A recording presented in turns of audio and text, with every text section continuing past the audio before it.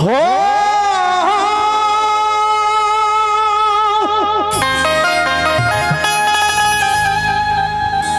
देखिए भैया, बड़ी प्यारी सी लाइन बाबा के दरबार में हम शंभू यादव आप तमाम श्रोताओं के लिए बहुत ही सुंदर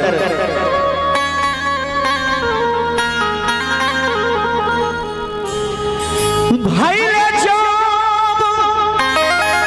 सागर का जब मंथन हुआ उसी समय की बात है। भगवान भोले शंकर जी विष का प्याला सभी देवताओं को बचाने के लिए विष का प्याला पी गए थे। उसी दिन से महादेव का नाम नीलकंठ पड़ गया। बड़ी प्यारी सी लाइन है।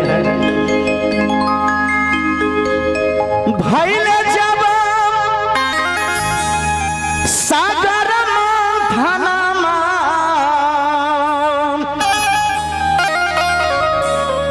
कालकूट पिसावा अइले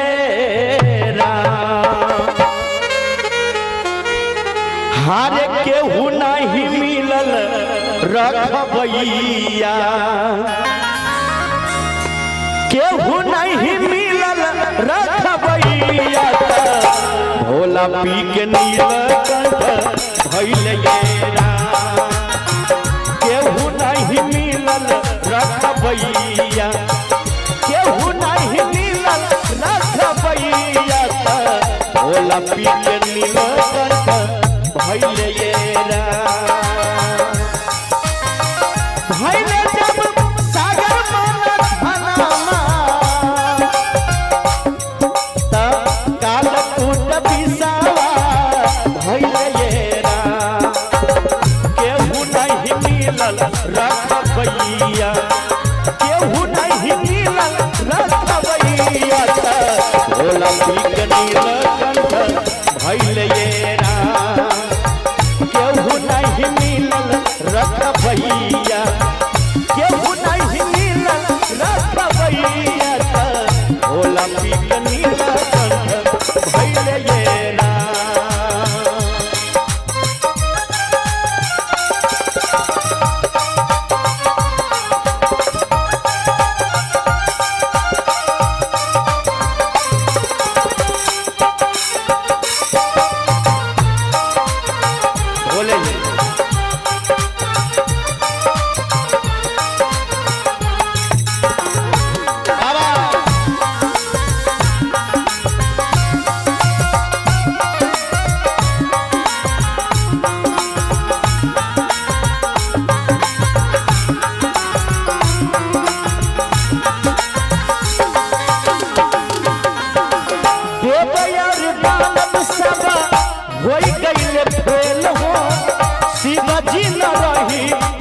खत्म होइत खेल हो।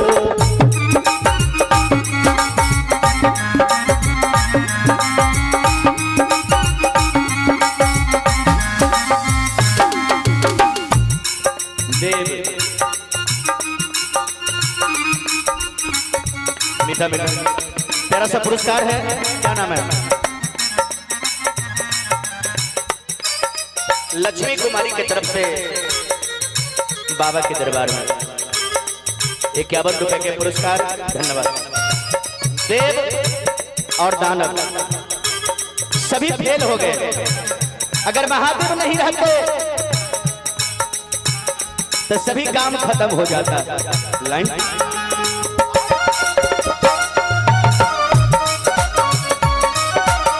जय हो।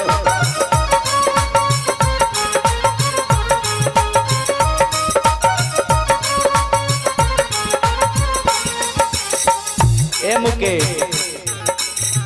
देवया दानव सब होई गेल फेल हो। शिव जी न रही ते खत्म होइते खेल हो। कालों के काल ए भोला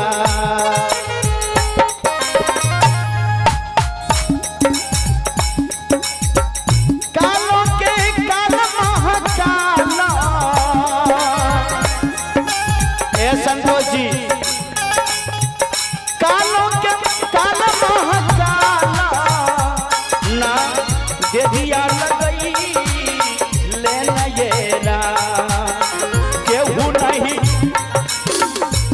नहीं मिलल रखबैया केहू नहीं रखबैया भोला पी के मिला कंठ भइल येरा केहू नहीं मिलल रखबैया केहू नहीं मिलल रखबैया भोला पी के मिला कंठ भइल येरा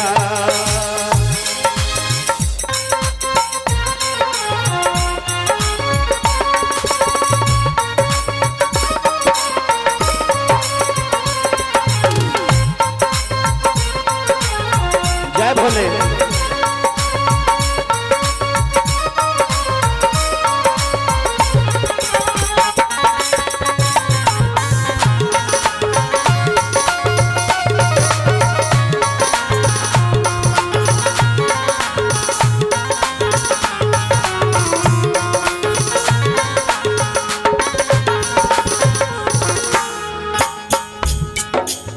कहा गए दोस्तों, जो फूल बागवा में खिल जाए, महादेव का प्यार आप भक्तों में भर जाए। फूल बगिया में खिल जाए, महादेव का प्यार आप भक्तों में भर जाए। तालियां इतना जोर से बजाइए। गांव के की नाम छे? अनहारी। तालियां इतना जोर से बजाइए कि पूरा अनहारी गांव हिल जाए।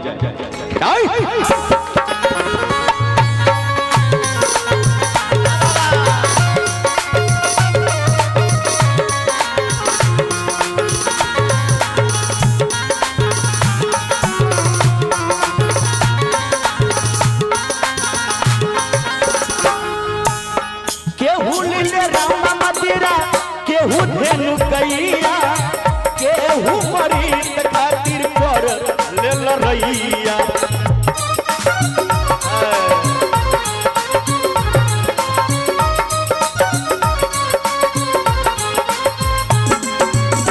केहू ले राम मजीरा केहू धेनु कैया केहू मरीत खातिर पर ले लरैया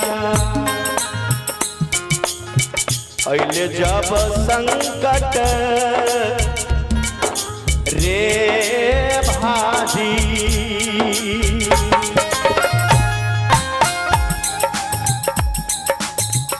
आफत अइले बारा भारी पीर लोग हथाऊ भइले येरा आफत अइले बारा भारी पीर लोग केहू नहीं मिलल रखबैया। महादेव से जे सब आशीर्वाद लेवे एक बार ताली बजावे लास्ट में। के सब आशीर्वाद लेवे दियो ताली दियो। मीठा मीठा। मोबाइल वही काम करता है जहां पे टावर होता है। मोबाइल वही काम करता है जहां पे टावर होता है।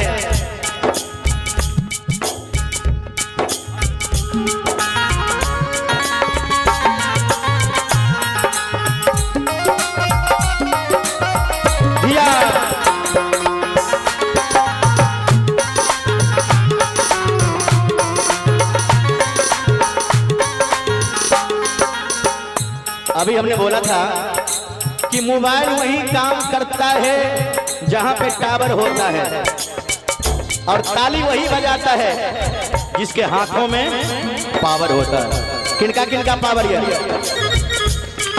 हे गे बुधनी में एगो पीड़ी दी है गे, हे गे बुधनी में एगो पीड़ी दी है गे, पीड़ी दी है गे उसका पीड़ी दी है गे, पीड़ी दी है गे उसका पीड़ी दी है गे। गे बुधनी में बीड़ी नहीं दी है, ताली दी है। दियो ताली दियो। केहू नहीं मिलल रखबैया, केहू नहीं मिलल रखबैया, बोला पिघली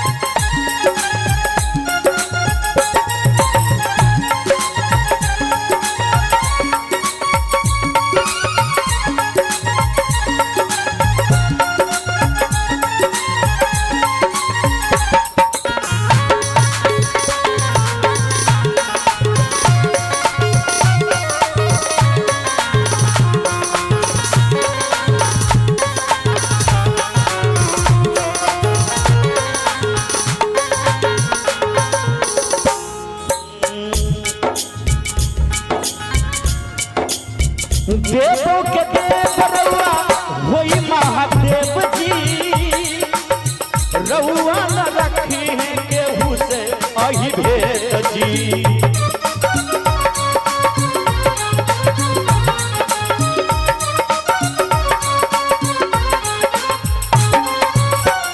देवों के देव रउआ होई महादेव जी, रउआ न रखी खेल यही से भेद जी। शशि गोस्वामी आरे निर्गुण लिखले, शशि गोस्वामी निर्गुण लिखले, पंकज भजनिया गैले येरा। शशि गोस्वामी निर्गुण लिखले, शंभु भजनिया गैले येरा। बोले शंकर भगवान की। हर केहू नहीं मिलल अरे रखबैया कि दरबार तेरा दरबारों में एक खास अहमियत रखता है। दरबार तेरा दरबारों में एक खास अहमियत रखता है। जो जैसा नियत लेके आता है वैसा नियत पाता है। बोले सच्ची दरबार की जय।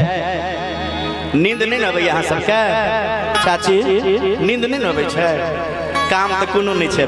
बोले शंकर भगवान की। हर केहू नहीं मिलल रखबैया। ताली बजा के बहिना लोग, ए बहिन कनी हो सब ताली दियो। बोले सच्चे दरबार की। केहू नहीं मिलल रखबैया। तनी और दबे ताली चाचा, ए भैया भौजी की टुकुर टुकुर तकै छियै। ए बहिन गे चाची मटकी तोरे कहै छियो, तू देन ताली। अइले नहीं हर केहू नहीं मिलल रखबैया। तब भोला पी के नील येरा। केहू नहीं मिलल रखबैया, केहू नहीं मिलल रखबैया। भोला पी के नील येरा।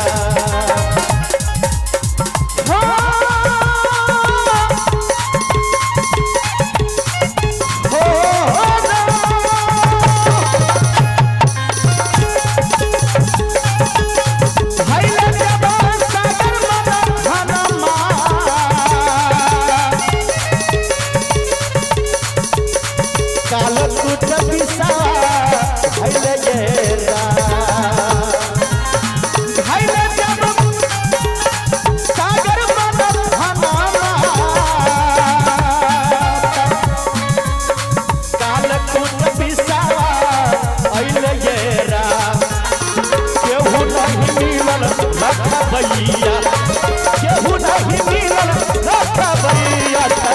भोला पी के नीला अइले येरा।